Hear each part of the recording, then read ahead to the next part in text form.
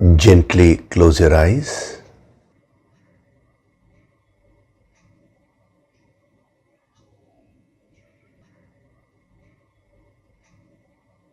Do deep breathing.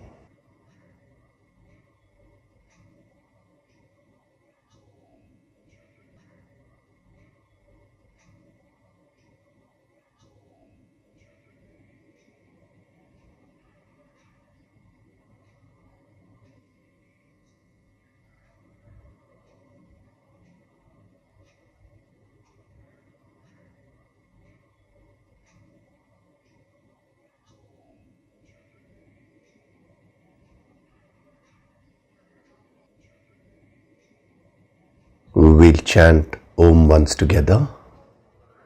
Synchronize the chanting of Om with your exhalation. Breathe in.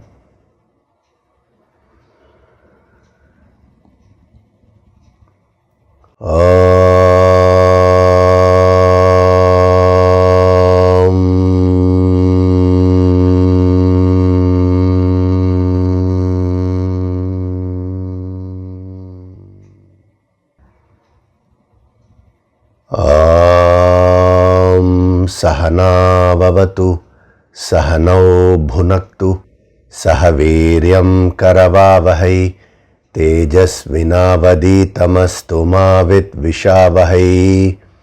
Om Shanti, Shanti, Shanti.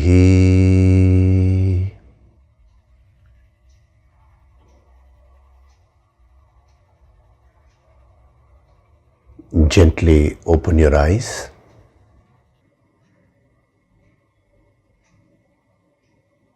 We'll chant from verses 1 to 5 of chapter 3. Arjuna Uvacha. Arjuna Uvacha. Jayasi chet karmanaste. Jayasi chet karmanaste. Mata buddhir janardana. Mata buddhir janardana. Tat kim karmani ghore mam. Tat kim karmani ghore mam. Niyojayasi keshava. Niyojayasi keshava. Vyamishreneva vakyena. Vyamishreneva vakyena. Buddhim mohayasiva me. Buddhim mohayasiva me. Tadekam vada nishchitya. Tadekam vada nishchitya. Yena shreyohamapnuyam. Yena shreyohamapnuyam. Shri Bhagavanuvacha. Shri Bhagavanuvacha. Lokesmin dvividha nishtha. Lokesmin dvividha nishtha. Pura prokta maya nagha. Pura prokta maya nagha. Jnana yogena sankhyanam. Jnana yogena sankhyanam. Karma yogena yoginam. Karma yogena yoginam. Na karmanam anarambhat. Na karmanam anarambhat. Naishkarmyam purushoshnute. Naishkarmyam purushoshnute. Nacha sanyasanadeva. Nacha sanyasanadeva. Siddhim samadhigacchati. Siddhim samadhigacchati. Nahi kaschit kshanamapi. Nahi kaschit kshanamapi. Jatu tishtatya karma krit. Jatu tishtatya karma krit.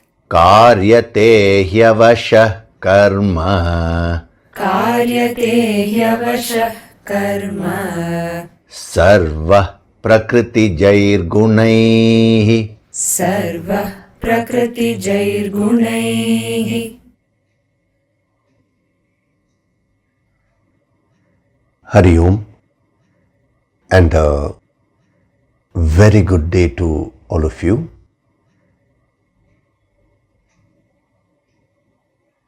So we are doing verse number 3, wherein Krishna says, Lokesmin dvividha nishtha. In this world, there is that twofold path, nishtha. Nishtha means path.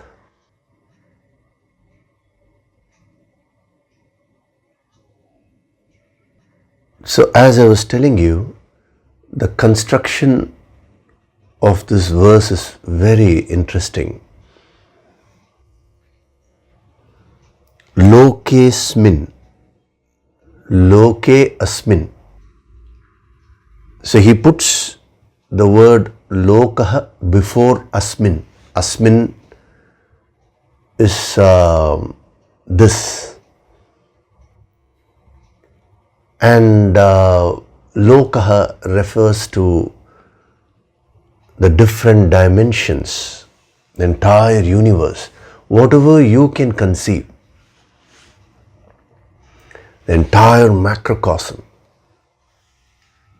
So this is a powerful combination.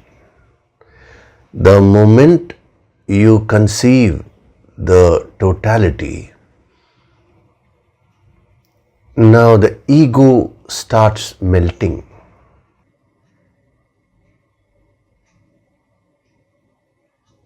When your life is centered only around you, that is self-centeredness, which gives rise to selfishness.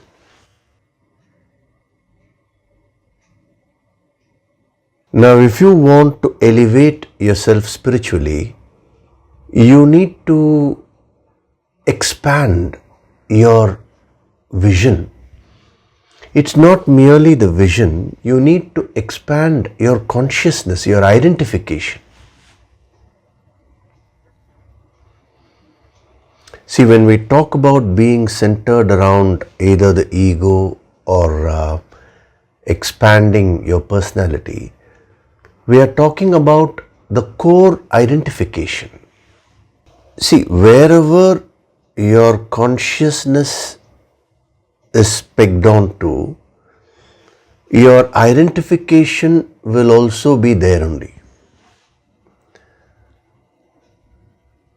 And you can extend your identification up to the periphery of that circle. This is called a circle of identification. Now, when you are totally self-centered, if your consciousness is stuck with the ego, now your identification will be quite small. Anyone or anything which caters to your ego, you will be able to stretch and identify. More than that, you will not be able to.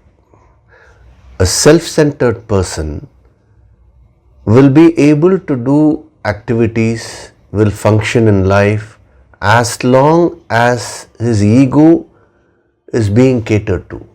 The moment you stop catering to that ego, now he will no longer be able to act.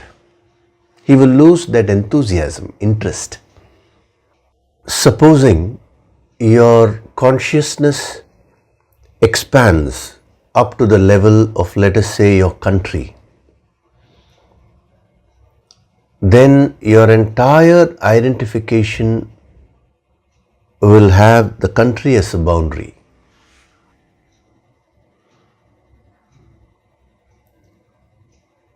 Now, from the country, let us say it goes to whole of humanity. Your consciousness expands further. Now again, your identification will expand up to the level of humanity. Then if your consciousness expands further, why only humans? You identify with all the creatures, the plants, everything. Then your identification also grows further. That is, the boundary becomes bigger and bigger. So when you are self-centered, the boundary is very small. Anyone who comes and caters to your ego, you are able to identify with them. You are able to generate the so-called love or affection towards them. But when someone does not cater to your ego, then you say no identification, no love. It's not that you say it, it's an automatic process. See, everything is related to my only, if you think about it. My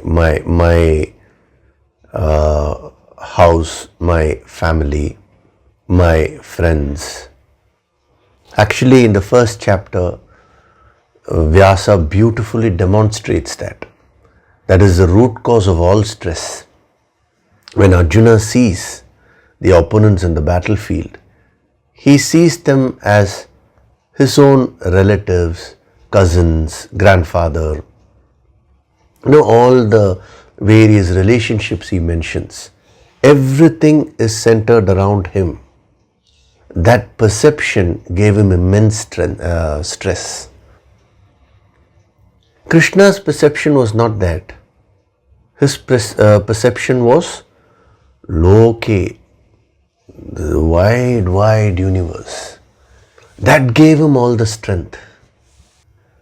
So, what these great masters are saying is that you need to master this technique wherein you have the broadest identification as possible. See, when we say Loke, for a person whose identification is merely at the ego level completely, for him, family itself will be an expansion. For a person who is stuck with the family level, for him the society, identify with the entire society, that will be an expansion. For a person who is caught up with society, country will be a further expansion. For a person who is caught up with the country, humanity will be an expansion. So you have to find out where is your identification first. And the sadhana of Loke is in expanding your identification to the next level.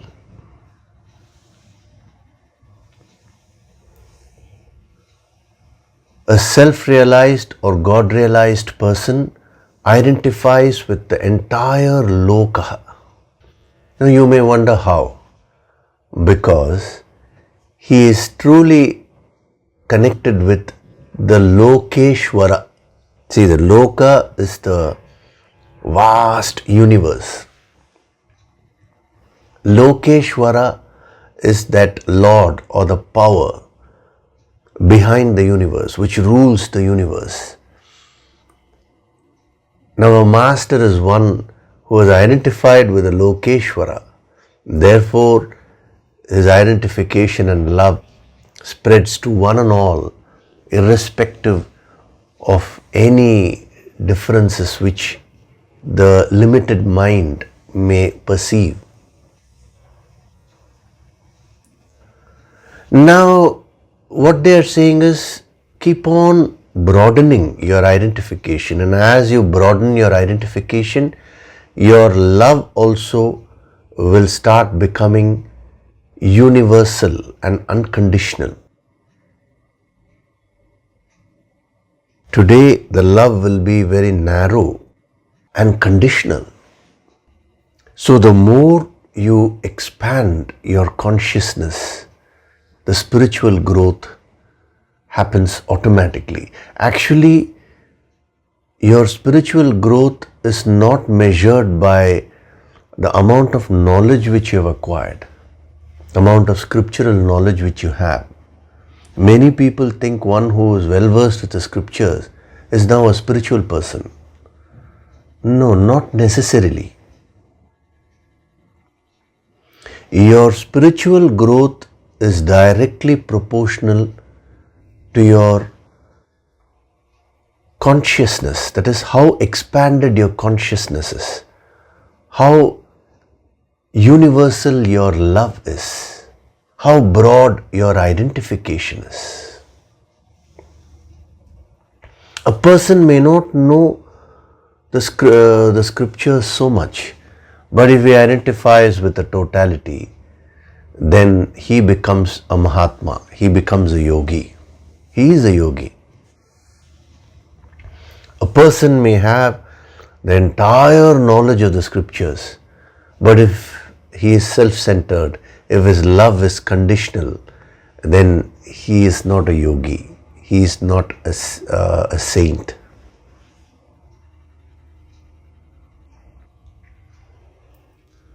So this is, as I told you last week, this is Karma Yoga in a nutshell.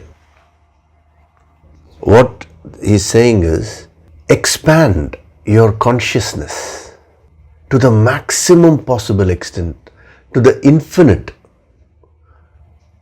and then asmin, focus and act right now, here.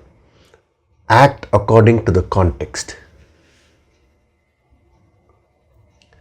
So when you expand your consciousness, the I will go away, the ego will go away. And then he says act. So the question will come, then who is to act? If I am no longer existing, who will act? Actions will flow out of you. That is real Karma Yoga. A Karma Yogi is one who has this universal consciousness, but keeps on acting according to the context. Externally it will look as if he is acting, but actually those are all coming from the divinity. It is all, we can say, divine actions.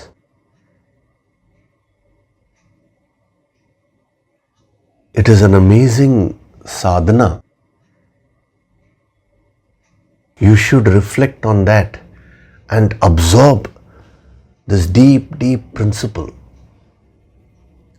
If you just start appreciating this, that grand principle of the combination, the totality vision plus the actions flowing from that person in this present moment. That is what Krishna demonstrated. When Krishna was there in the battlefield, he was playing his role. His vision was very vast. He was always functioning for the sake of the loka sangraha, to establish dharma. But he was extremely practical. He was so tactful. He masterminded the whole world war, every step. So whatever duties you have been given in your life, you need to do them to perfection, but without the sense of I. Loke destroys your I. Asmin makes you very, very productive in the present. What a powerful combination, no? Lokesmin.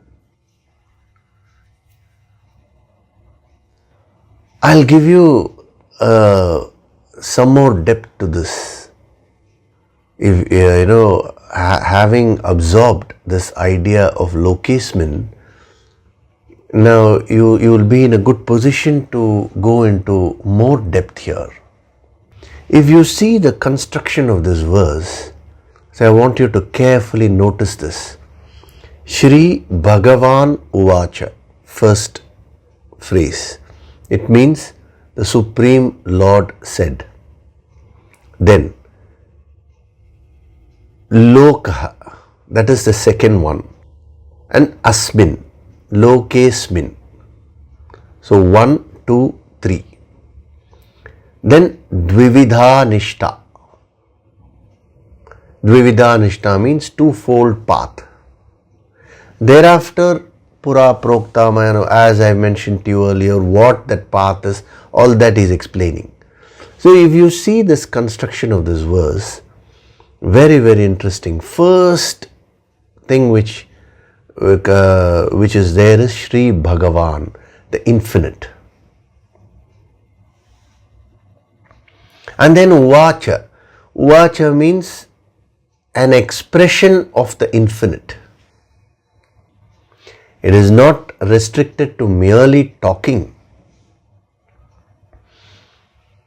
When you see this particular context and see it as Lord Krishna speaking to Arjuna, yes, then it is speaking. But if you take the deeper meaning of Bhagavan, Bhagavan means that Lord, the infinite, that formless reality, then Uvacha is not speaking. Uvacha means expression. How does the infinite express itself? Loke, as this entire universe.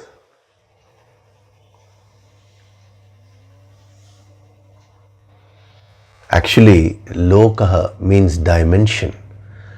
And in our scriptures, they say that there are 14 dimensions of existence.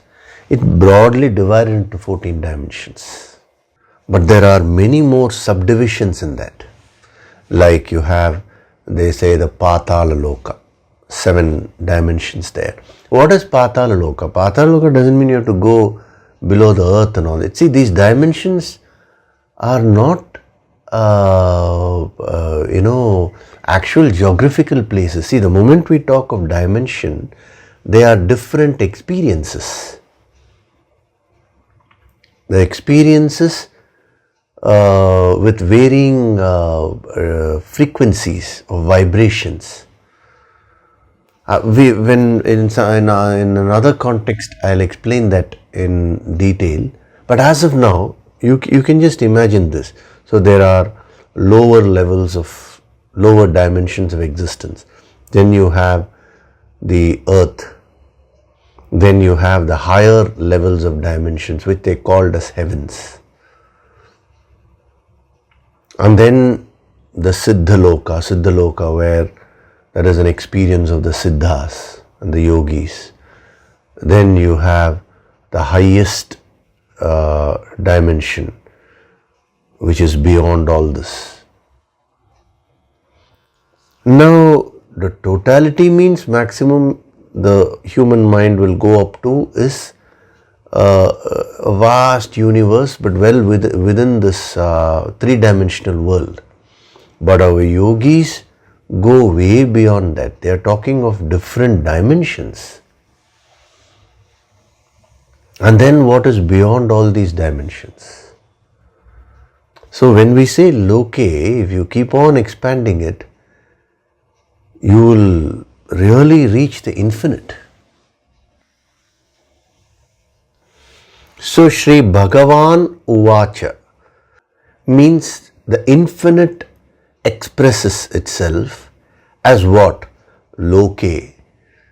So many dimensions. And then Asmin. Asmin means this, you. Within those different dimensions, there is this third dimension. In that third dimension, you are existing.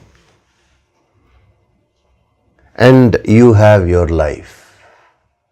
So the infinite expresses itself as this vast universe and the various dimensions, and in that vastness you are existing as a small insignificant individual, and you have your entire life. So the consciousness, which is the supreme consciousness, which is the Bhagavan, has expressed itself in a vast way, and then it is also existing in you as an individual. Now you are aware of the individual, but you are not aware of that supreme consciousness. So how do you get back from Asmin to Bhagavan, from me, this individuality, to that infinite consciousness? He says, Dvividha Nishtha. Nishtha is the path. So the path which helps you to go backwards. So Bhagavan Uvacha, infinite expresses itself as this vast universe, Loke, in which Asmin you are existing. Now how do you get back to that infinite? Follow the Nishtha. Nishtha means path. What is the path? All that we are going to see. Sadhana, you have to do sadhana, the path of sadhana. Again, of course, when we say sadhana, what sadhana, how do we do it, all that we'll see. But what you can appreciate is the very construction of this verse is very, very subtle. He is talking of how the infinite has come down as a finite, which is you, and how from the state of being a finite individual, now you can go back to the infinite.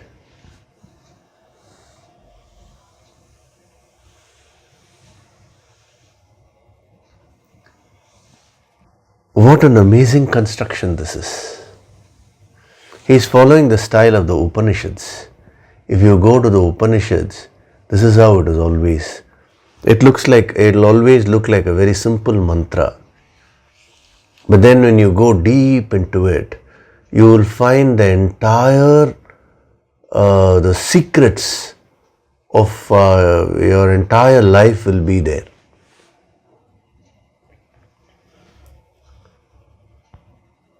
The deepest secrets of the universe will be present in an apparently simple mantra. Very interesting. So this verse also looks very, very simple, but it contains the highest principle, the highest philosophy. So that is why, using the yogic approach, you should not stop with mere intellection here. You should try to absorb the energy of what this verse is trying to give you. That I was preparing you for the last few weeks, part by part, what is Bhagavan, what is Uvacha, what is Loke, what is Asmin, and then Dvividha Nishtha. Last week, we just started that. But before we further go into the verse, now I want you to join whatever we have seen till now in this verse and get a total picture. Just getting that total picture itself will elevate your consciousness.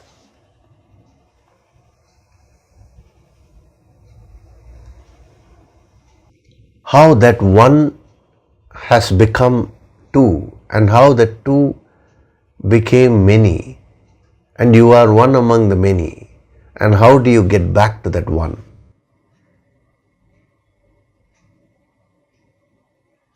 The Tamil Siddhar said, Ondranavan, Uruvil Irandanavan. Ondranavan means one who is one. And then it became two, the Shiva Shakti, And then it became many.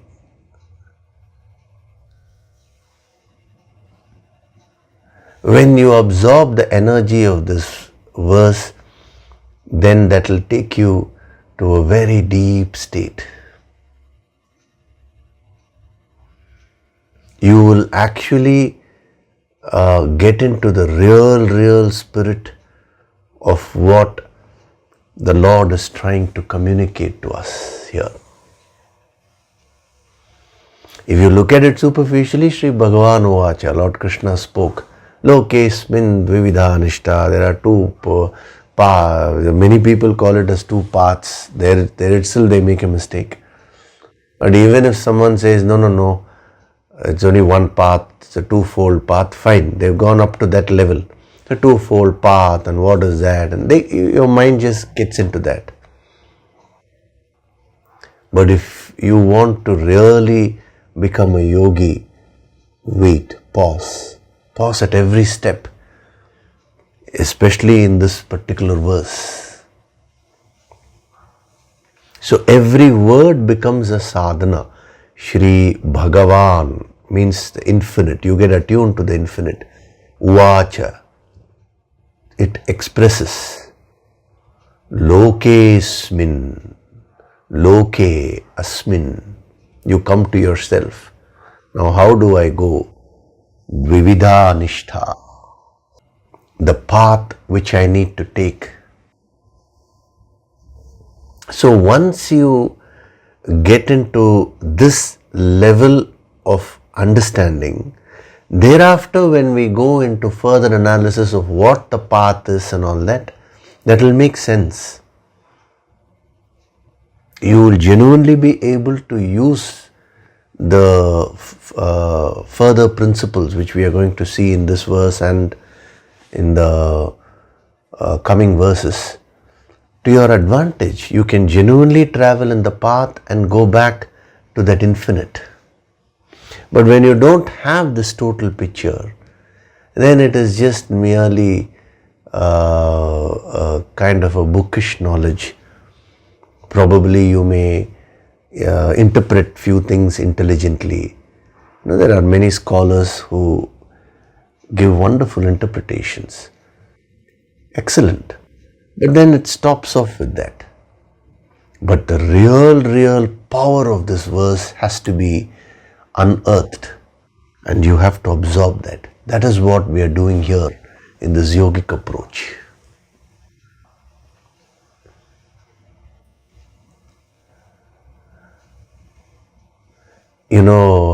There was a great master,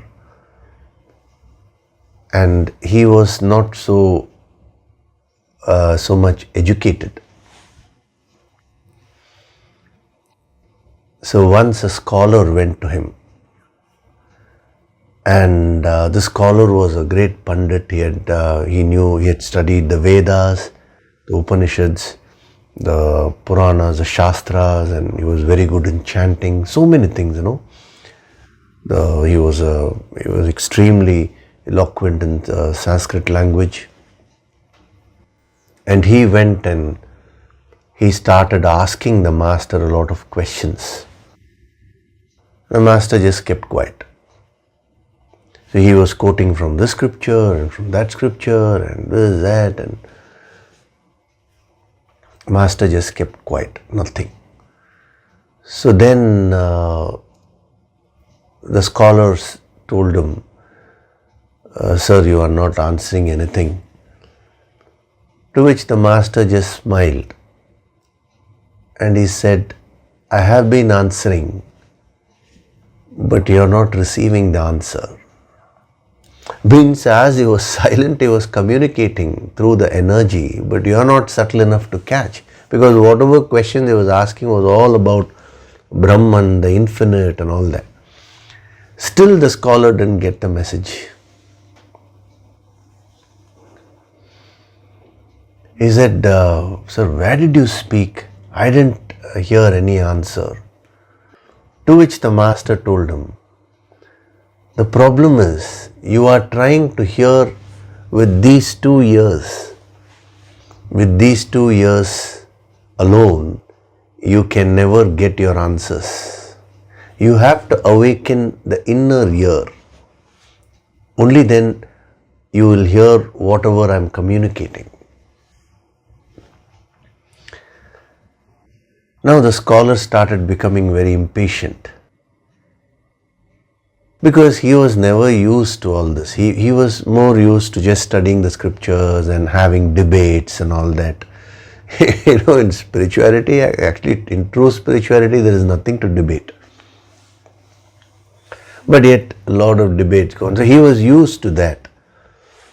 So he said, okay sir, now we'll forget everything. He just took one particular verse from a scripture and he said, can you just explain this line for me?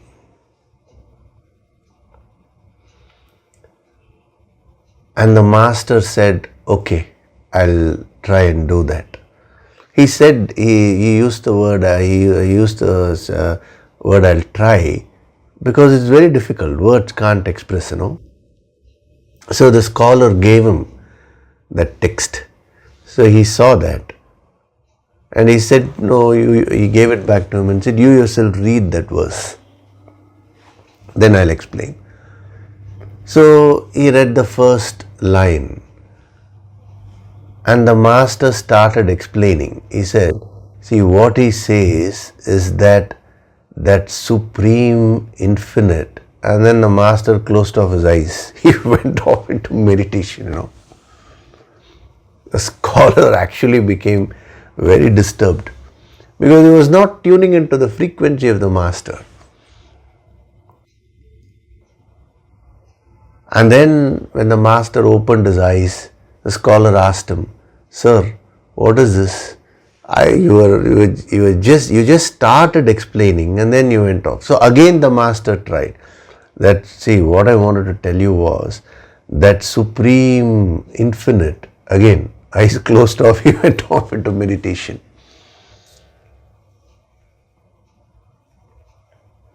This happened 5 times. And then the scholar was so disappointed. He said, okay sir, thank you. I'll take leave. I have other work, and he went away. So the students, that is some of the disciples who were there, they asked the master, sir, why is it that every time you went off into meditation, he feels you have not explained to him? He said he cannot understand. That is my very explanation. Don't talk about the infinite. Rather, feel the energy. Go into the deep state. That was a message which I was trying to communicate to him. One day he will understand that. I have sown the seeds deep within him, but his value for external knowledge and intellection is so much that right now he is not in a position to understand that. But one day, either in this life or some other life, whatever seeds I have sown will start growing in him. Then he will go, he will rise beyond all these words, and he will truly start getting connected with the infinite. Just imagine, if the master can explain all this, he could have easily explained to that scholar to his satisfaction. Yet he never did that. Because a true master wants to uplift the student, not merely please the student. Sometimes it may feel as if the master is not addressing the student's question, but there would be a very deep message. So even here, if you see, it looks as if Krishna is not directly answering Arjuna's question. Arjuna's asked very straightforward, in a straightforward way. It looks as if that is straightforward. Now, should I act or should I do this? Which do you, if you consider this as superior, then why are you asking me to gain knowledge? It was very, very simple and straightforward. But here it looks as if Krishna is going roundabout. It is not roundabout. He is asking you to go beyond the words. The words are like tools.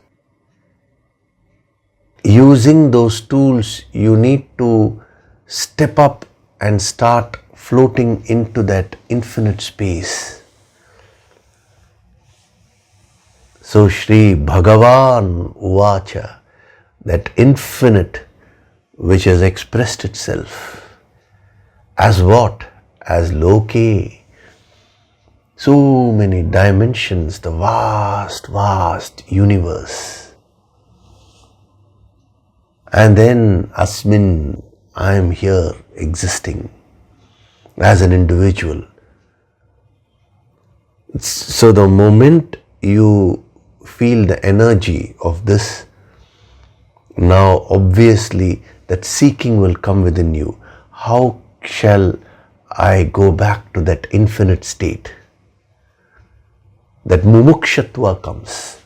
That desire to become one with the infinite comes when you absorb this and the energy of the sequence. So how do I get back to that infinite? Nishtha, that path. Dvividha, twofold path. Further explanations. Then that path becomes relevant to you. See, if you are not a seeker, then the path is no longer relevant to you. It is only a subject of, as I told you, intellectual discussion for you. But when you bring this level of depth in your seeking,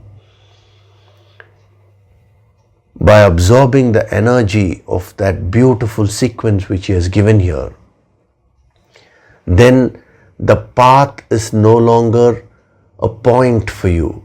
It is no longer an intellectual discussion for you. It becomes real for you. It is a path where you are going to travel. So when he says Nishtha, now don't take it as some path which he is talking about. No, that is the path which you are to travel, to become a Sthita Prajna, to get back to that infinite.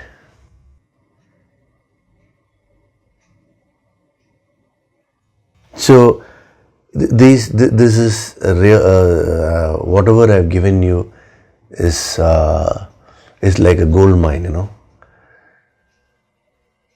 As I told you, you cannot find these things in any book or all that.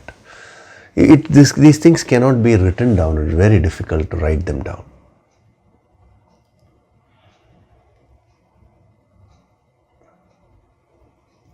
So, Dvividha Nishtha, that's what we were seeing last week. Twofold path. So, the path is one only. So, just as how did the infinite become the individual, similarly, the individual has to expand and become the infinite, the individual consciousness. The infinite consciousness, the supreme consciousness has become the individual consciousness. Now, how the individual consciousness expanding and becoming the infinite consciousness, that is the path, Nishtha.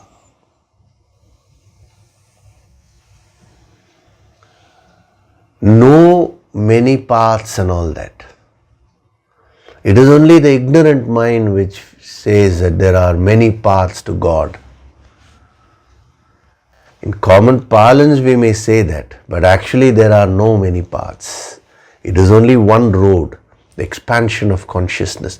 Anything which helps you to expand your consciousness is a spiritual sadhana. Anything which restricts your consciousness is no longer a sadhana. It may be even the study of scriptures. Many people boost their ego by reading the scriptures. Oh, I know more than others. Then the very exercise of studying the scriptures is no longer a sadhana for them. See, I want you to understand the power behind Dvividha Nishtha. The power of the Dvividha Nishtha can be understood only if you understand the power of the sequence till then, as I explained to you. Shri Bhagavan Uvacha, the infinite expressing as this vast universe, and you are there in this universe, and your attempts to get back to the infinite are there. And what is the path you need to follow, the inner path? So, Dvividha Nishtha is very, very relevant to you as an individual. The path is not relevant to the infinite. It is relevant to you as the individual. So, any activity which helps the individual to unite back with the self, with the higher self, is the path, is a part of the path. And if any activity does not help you to merge with the infinite, to get back to the infinite, but rather pulls you away from the infinite and strengthens your ego, then that is no longer a part of Nishtha. So as a sadhak, now become very, very clear. You as an individual, you have come down from the infinite. Now your purpose is to get back to the infinite. And what is my Nishtha? What is my path? See, when you understand these principles in a deeper way, whatever sadhana you're doing will start producing more results, because you'll start doing the sadhana with more understanding. Otherwise, people just think that doing some activity is now karma yoga. Just merely singing some bhajans verbally, becomes bhakti yoga, or doing some rituals, or just if you study the scriptures, it becomes jnana yoga. It is not so simple like that. Yoga means union, uniting with the infinite, and anything which helps you to unite with the infinite is yoga. It all depends on how you use the various tools. If these sessions every Sunday, if they are helping you to get back to the infinite, then this is a sadhana. If they are not helping you, then this no longer becomes a sadhana. That is the only criteria. See, every Sunday we are using the yogic approach, and this wisdom is being disseminated. What is the principle which is being followed here? Someone has asked this question. He's a great scholar who has asked this question. He says he has read many, many books, many commentaries on the Gita. He has been in the spiritual path for 45 years now, full time. And what he has asked is very interesting. But when I came across these Sunday sessions and started watching them, he said this was something totally different. He says, it kind of hit me. I don't even know what hit me. Because all along I always thought that I knew the Bhagavad Gita. I knew the scriptures. And I am a spiritual person. But as I started getting into these Sunday sessions, something has started happening within me. He is finding it very difficult to put it into words, It's a beautiful email. It's a very long email. That's why I'm not reading out the whole email. But I'm just giving you the gist. Why? Why is that? Because these Sunday sessions have been designed to melt your ego, to remove your ego and get back to the infinite. These are not designed to merely make you a scholar, make you more informed about the scriptures. No. For that we don't require the yogic approach. We don't require so many sessions. So now, as a sadhak, how do you intensify your sadhana? How do you become a better sadhak? That is, increase the quality of your sadhana. That is by understanding what is nishtha, what is your path very, very clearly. So even before we go to the second half of this verse, if you just go along with the flow of how this verse is constructed, the moment you hear these two words, dvividha nishtha, whether you understand them fully or not, it will start working at the deepest level of your personality. Yes, my path is getting fixed. These sessions are being conducted with the sole purpose of reminding you of what your ultimate purpose in life is, and then help you fix your path. The path from the finite to the infinite. That is what is the nishtha, the inward path. It's very interesting. Even in Tamil also, they say nishtai. Nishtai means gaze, So there is a pun on that word. Nishtha means path only, but the deeper meaning is it means inward, the inward gazing. We will see that later. I am not going to get into that in this verse, but even though when we say path, it looks as if it's an external path. No, the whole path is the inner path of transformation, the inner transformation, transforming yourself from the finite to the infinite.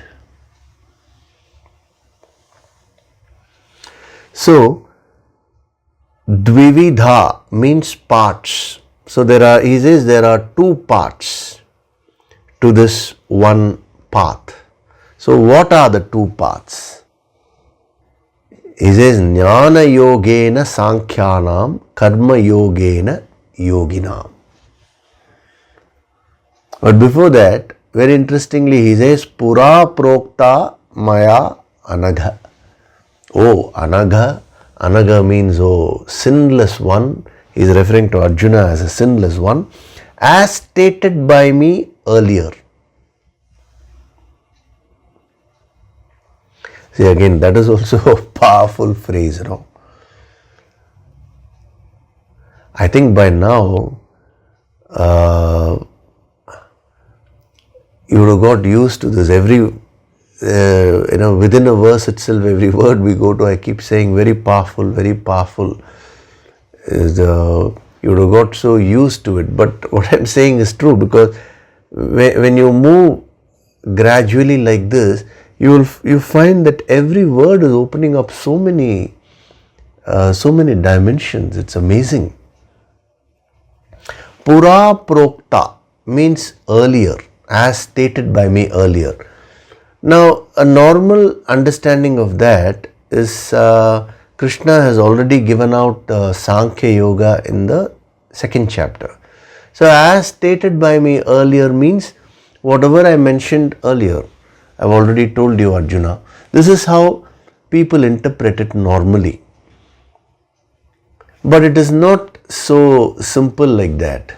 Actually, this Pura Prokta that I have taught this earlier is explained in the next chapter. Krishna starts off by saying, this is the supreme secret I am giving you.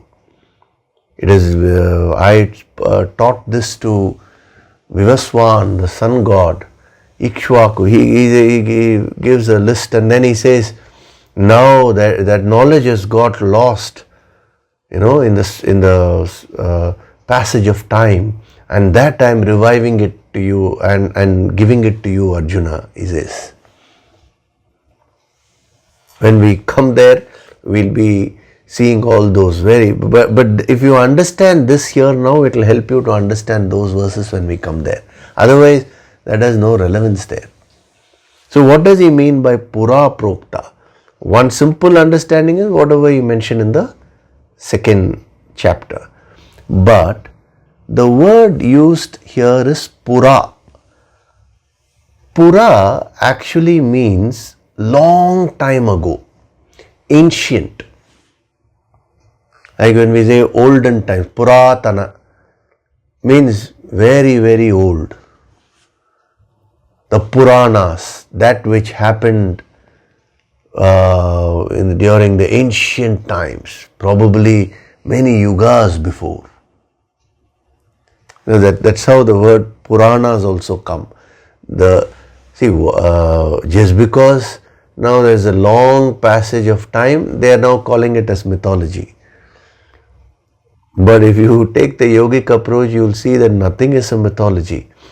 There is a very deep significance in all the Puranas, the incidents which happened long back. So, Pura means olden times.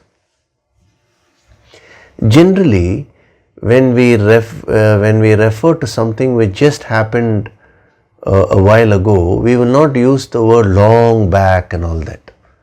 See, if I were to tell you, what I mentioned last week, what I mentioned earlier, that's how I'll say. I'll not say, what I mentioned during the ancient times. We will not use such words. But here Krishna is using Pura.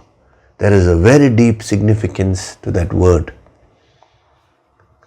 What is the significance? The first thing is, as I told you, Arjuna was Nara in his previous birth and Krishna was Narayana, the Rishi Narayana. We are not talking of the infinite manifesting as Lord Narayana, not that.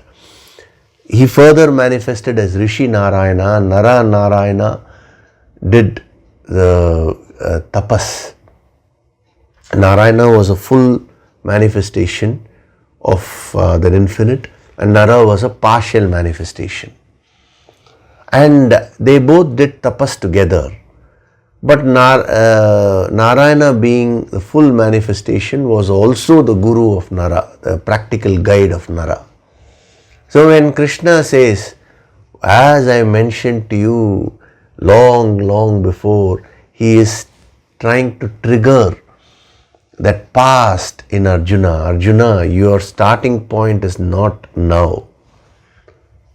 It is way back. He explains this in the 4th chapter. Because when Krishna says, I taught this to sun god and all that. Now Arjuna says, whomever you are mentioning, sun god, Ikshvaku, all of them belong to some other period. And I am standing here. So how am I to understand, Krishna, that you gave this wisdom to all of them. And now you are giving it to me. What is the logical meaning to it? To which Krishna says, Arjuna, you have gone through many births. Your starting point is not now. You do not know all your births, whereas I know them, he says. The journey of the soul, when he uses the word Pura, he is not talking of merely this birth. He is talking of the very journey of your soul. So when these messages are being given to you, it is not merely pertaining to this birth alone. It is coming from the past. Your seeking is also from the past. See, when it's talking to Arjuna, the message is for you. Please understand that. Personalize that. So whatever he is going to give you, that is the nishtha, the path, it is already been told to you in one of your previous births. The result of that only is the fact that you are sitting here and you are listening to it here. So this is not your starting point, because many people have this doubt. So in the scriptures it is said, Aneka Janma. It will take many births to realize the infinite. So how can I do it this birth? This is not your starting point. You have passed through many births, and to come to the yogic approach is not a joke. This will not attract the masses just like that. It is only a prepared person who can come, and well prepared person only can stay. See, many people may come, but they will drop off at different stages as the energy keeps on increasing. But one who continues to stay, it means he is really, really advancing. So directly, see, when he says, in this world there is a twofold path, as stated by me earlier, now take it as a message from the infinite to you directly. You are that Arjuna. Arjuna represents you, the individual, and this message comes right from the ancient times, and it is right now being given to you again. See, the moment you see the time factor here, it immediately inspires you. We say, anything which is, when it is old, there's this famous statement, old is gold, they say. The mind has a lot of value for ancient things, for older things. If Lord Krishna were to appear right now in front of you and talk, you will not have any value. But if someone tells you, you know what Lord Krishna said, immediately you will get a value. This is the psychology of the mind. Think about it, it's very interesting. We always have a lot of value for the past. That is why great masters, real masters, they became famous after they left their body. When they were alive, they were not so famous. Not many people recognize them as masters. I know many masters who left unknown. Real masters. Why? Because a mind has a value for antiquity. Old is gold, we say. So Krishna is appealing to that psychology in Arjuna. He says, Pura Prokta. So even though Arjuna does not understand this intellectually, but it is triggering a lot of emotions within him. If you are a sadhak who is carefully following this line of thought, it will trigger something within you. It will trigger the soul from within. If you restrict your existence merely to this birth alone, the beginning and end of this birth, then that has no depth. But when you understand yourself as an individual soul, the Jivatma who has been existing right from time immemorial, and you have been continuing, and you are going to continue further, now this becomes so valuable. Sanatana Dharma. Sanatana Dharma, the meaning of Sanatana Dharma is that which existed in the past, which exists in the present, and which will exist in the future. That which is permanent, always existing. The values which are always existing. It's very difficult to translate that word Dharma. That's why I'm using the word values. Some word we have to use. In Tamil, there is a beautiful word called Aram. Aram means Dharma in Sanskrit. Righteousness, values, goodness, the way of life, everything you put together, the value system, all that put together is Dharma.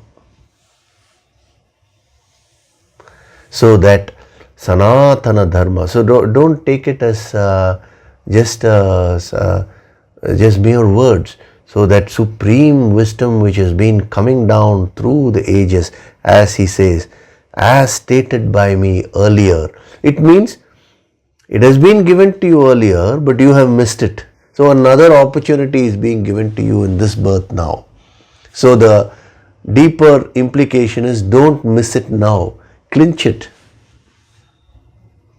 If you miss it now, again one cycle will go, you will get the opportunity again. When and all we can't say, but again you will get an opportunity. At that time the same thing will be given to you. But the fact that you have missed it earlier and now you have come here, again another opportunity is being given. Don't waste your time. Use this opportunity to absorb the wisdom and get on with your path. Don't give any excuses for sadhana.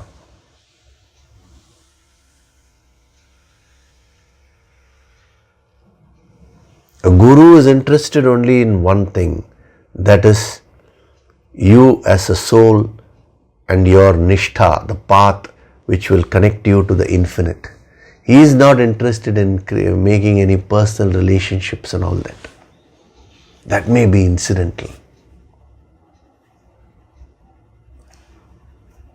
The path is also enjoyable.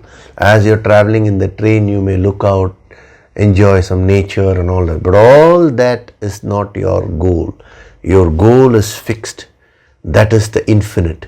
And the path is also fixed. One path. Path of expanding your consciousness. Different sadhanas will be given at different periods of time by the master. You go on practicing them and you are bound to hit the infinite. Nobody can stop you. So Pura Prokta means as stated by me earlier, another opportunity is being given to you, Arjuna. He doesn't say Arjuna, Anagha. Anagha means, oh sinless one. Look at Krishna's vision. He doesn't see Arjuna's impurities. He sees him as a pure soul. So you are essentially pure. All the impurities are only acquired. You have a white piece of cloth, and then it has fallen down and a lot of dirt is sticking onto it. You put it in the washing machine and again you get back the white cloth. So all the dirt is acquired. It is essentially white. Same way, you are essentially pure. Anagha. It's a powerful suggestion to yourself. When you just say, oh Anagha, oh pure one, it's as if talking to yourself. A very powerful self-suggestion it is, which uplifts you. Okay, so we'll stop with that today. The Jnana Yogena Sankhyanam, Karma Yogena, all that we will see in the next sessions. I think today's session was a blast, no? See, when we build it up part by part and suddenly when such a blast of energy is given, you're also able to receive that. So today's session, you can watch any number of times you want. Not that other sessions should not be watched, but this particular session, every time you hear, it will go on inspiring you, because every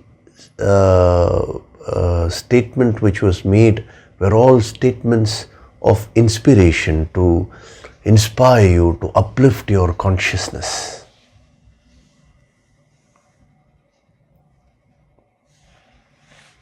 So before the meditation, I'll take up a question related to the Anandoham, the 22-day program.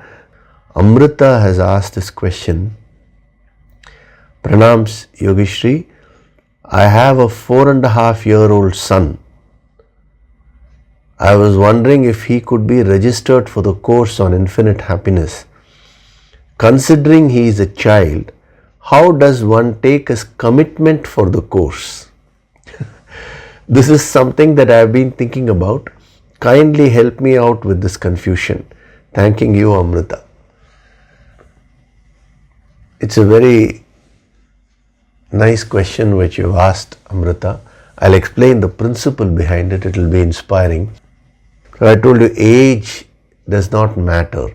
The age does not matter means in this birth, whether you're 90 years or whether you're 4 years, all these things do not matter, because the soul has no age. In one of the earlier empowerments, I think it was Prana Tattva, yes, level 1, when I was giving the empowerment, I found suddenly a baby coming and receiving so much of energy. I was wondering, who is this? But anyway, just went on giving the empowerment, and then later on, I asked the organizers to show me the list of who all are attending. Generally they keep that. So I asked them to also give me their ages and all that. And it was very interesting. One couple had registered for their newborn child. And the most interesting part is they had registered for that child before the child was, that is, before the baby was born, they had registered. So right from the preparatory meditation time when the healing was given, this energy was constantly going to that baby. As an embryo in the womb, the baby was receiving, and then when the baby came out also, completely it was receiving. Actually, I would say the baby was receiving more than the parents. I even told them jokingly, but also I mean it seriously. So what does this show? This shows that the empowerment has nothing to do with age. It is a question of what karmas you have done in the past and whether you are ready. See, the thought of receiving the empowerment will not come if you are not ready. Then thereafter it is a choice which you need to make. If you are just giving some excuses saying that I am busy, this work is there, that work is there, yes, that is your priority. The soul will go through. When you will get that opportunity, nobody will know. So as far as babies and babies are concerned, the baby is under the control, at least during the initial years till it becomes an adult, it is under the control of the parents only. So whatever thoughts the parent think, that is a reflection of the baby's karmas. Amrita, I want you to understand this, because I know you always look for logic, no? See, when you become an adult, you have your own thoughts. But when you are a newborn, when you are in the stage of a newborn baby, or let us go from the womb, when the embryo is in the womb, whatever thoughts the mother thinks, that will go as energy to the child. The embryo will pick it up, whatever feelings and thoughts which the mother feels. That is why I always say, when any girl is pregnant, I say, do the Yoga Sankirtan sadhana. It will be very helpful for the baby. So whatever thoughts the mother thinks, the baby absorbs, means that is the karma of the baby also. So the baby comes out from the womb, it is born. Now it is under the protection of the parents. Instead of saying control, we can say protection. It is under the protection of the parents. So many things which you think and whatever you decide, it is also related to the karma of the baby. So as a mother, if you are getting the thought that I should register my son for the empowerment course, what does it mean? It means it is there in that boy's karma. He is already connected. If he is not connected to the master, that thought itself will not come to the parents. Very interesting. See, that's why I gave you that example where that couple got that thought when that boy was not yet born, externally. It's very inspiring. So when it comes to the babies, you can't put rules and say commitment and all that. It is because the soul is committed that the parents get this thought. So as far as babies are concerned, no rules. We don't look at it in such a way. The seeds will be sown. The babies actually have open auras. The children have an open aura. So they receive that energy very well. See, they need not sit and do the meditation on all that. See, for children and for very elderly people, I will tell you what system I have kept. I give them separate healing to ensure in case they have missed out the sadhana, they have not done the sadhana properly and all that. Of course, for babies you can't give any sadhana. So to compensate for that, extra healing is given and the empowerment energy seeds are put. So now when the baby grows up, someday at some point in life, these seeds will start bearing fruits, believe me. At what point of time the child will start manifesting all these empowerment seeds which it is receiving, we can't define that, but it will happen. So this is the principle based on which you can decide. More than that, it is not for me to say whether you should register or not, because we yogis never interfere with anyone's karmas, but this is what is a principle. Okay, so any other doubts also, whatever it is that you have regarding these 22 days, do send them to me. I will definitely answer.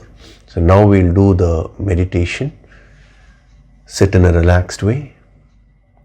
Gently close your eyes.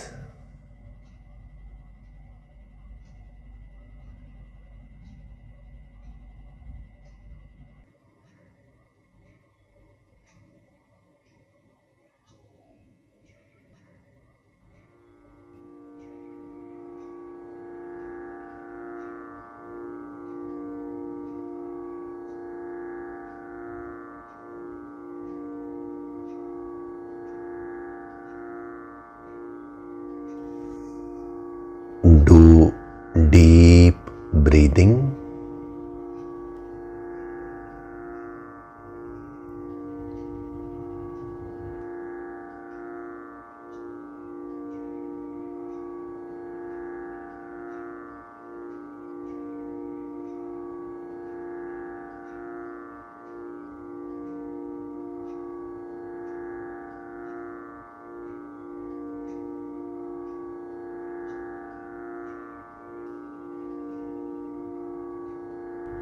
Feel the divine vibrations.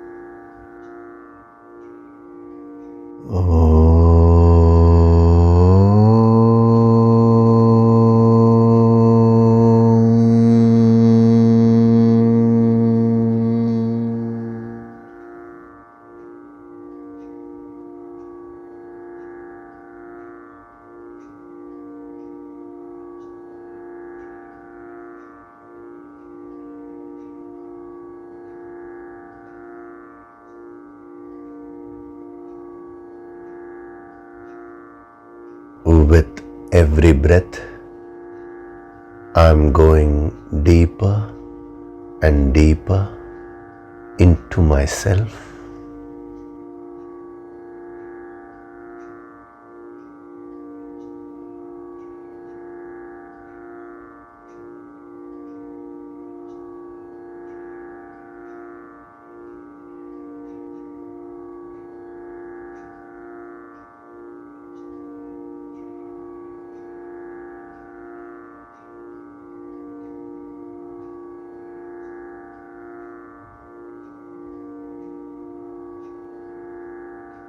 Beyond my body, beyond my mind, beyond my intellect, deep, deep within me lies the infinite supreme self,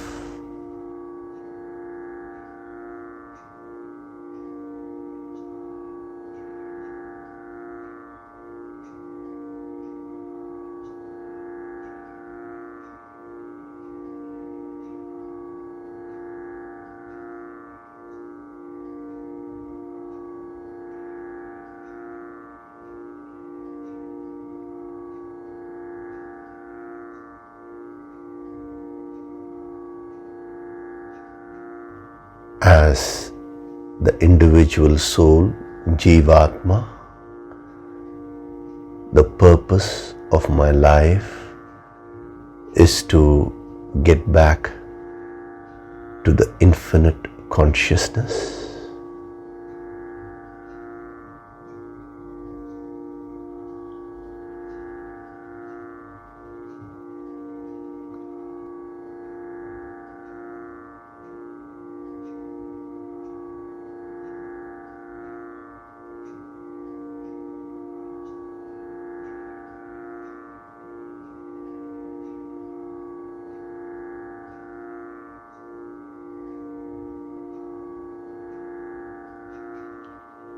I choose to travel in the path to truth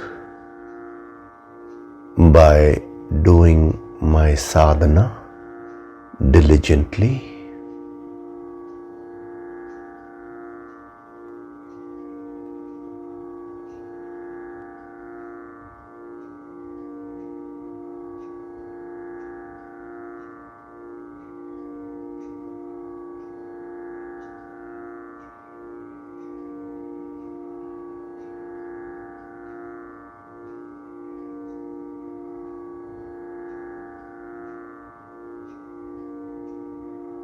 I am Swayam Prakashit, self-illuminating.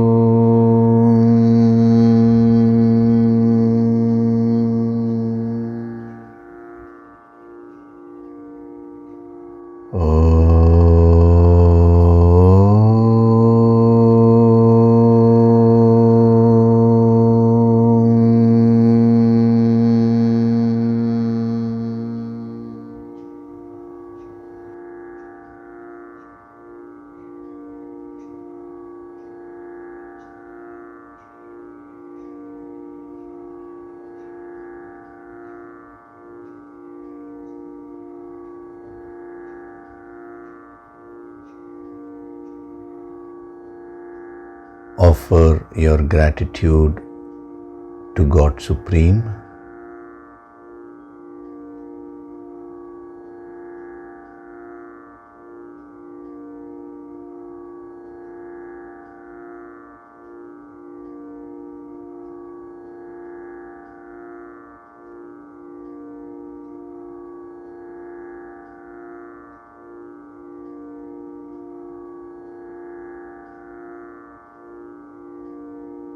Offer your gratitude to your Guru and all the holy masters.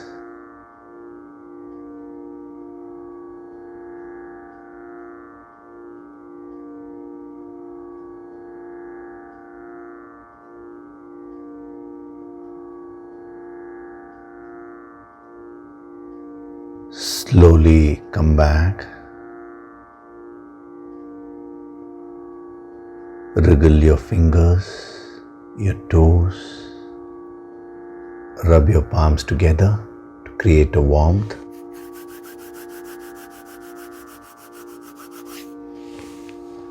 Cup your eyes with your palms.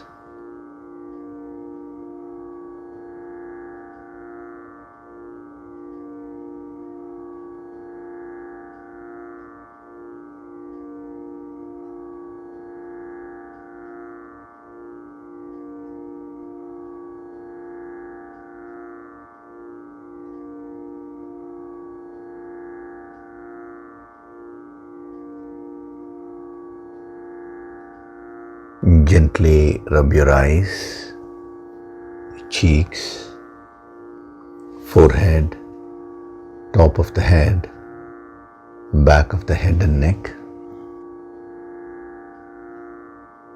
Slowly open your eyes.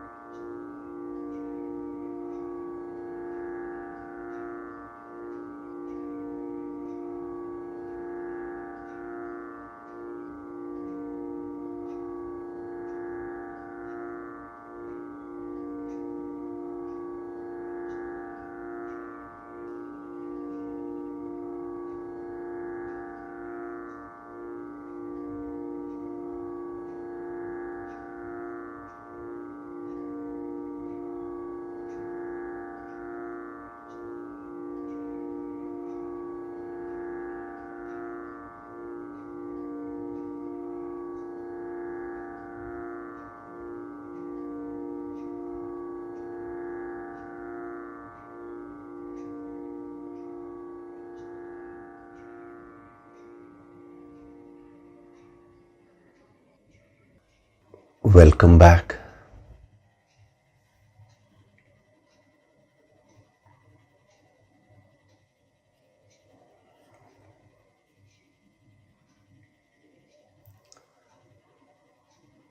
So today we had a very powerful session.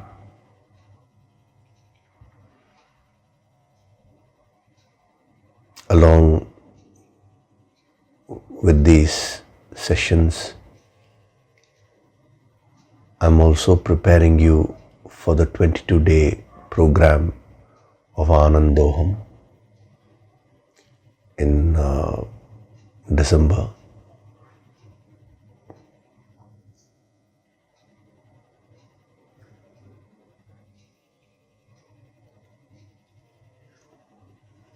The regularity in your sadhana is the key.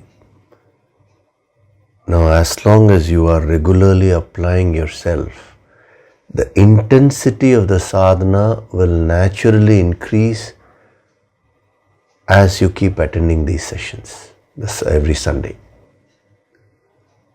Because as this energy seeps in, as you begin to gain more of the higher wisdom, so the quality of your sadhana will slowly increase. That you don't need to worry. What you need to focus on is the regularity of your sadhana. There, no guru can come and help. You have to choose that. Once you choose that, then it is the duty of the Guru Shakti, it is a work of the higher Shakti to come and increase the quality of your sadhana. Okay, so keep that in mind and be regular in your sadhana. It is very important. And for those of you who already registered for the 22-day program, the preparatory meditation material has already been sent. So do that in the night, and you will have a very peaceful sleep. And when you're sleeping, in the subconscious and deeper level, that energy will be working. That preparatory meditation is infused with a lot of healing energy. So do that also along with your regular sadhana. Okay, so thank you very much. I'll see you next week. Hari Om.